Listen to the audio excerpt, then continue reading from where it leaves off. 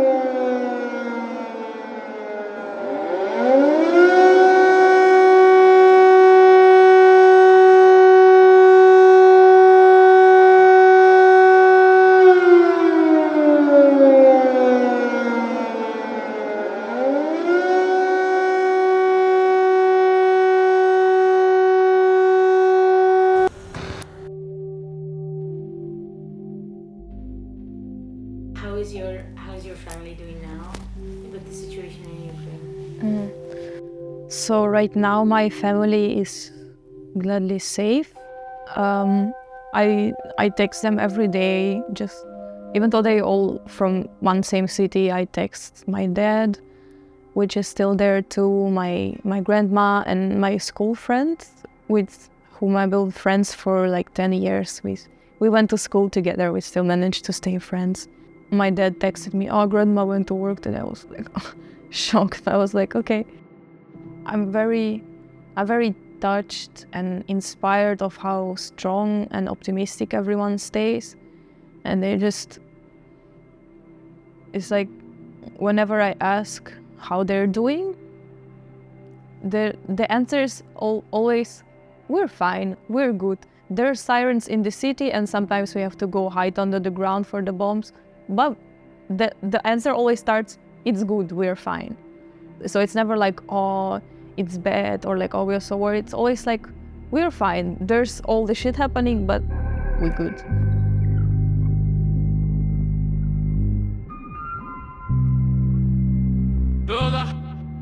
I think My family just like everyone tries to stay strong and not to get carried away with the fear or panic, because that's what they want, you know. That's their main goal, to make people scared for them and to make people panic. But the people in Ukraine oftenly stand really strong, and I'm so amazed by how they keep standing for themselves and for their homes. Just like my grandmother, she said her friend once called her that they were supposed to go to like some sort of a bomb shelter.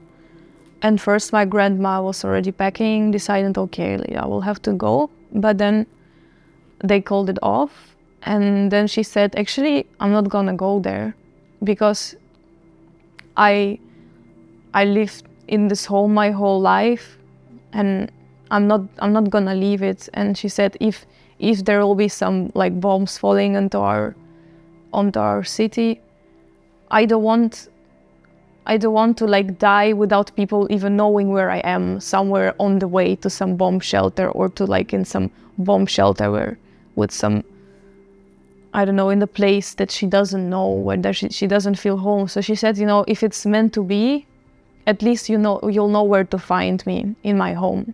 So this is my house and this is my country and I'm not going anywhere. Yeah? I'm gonna careful here.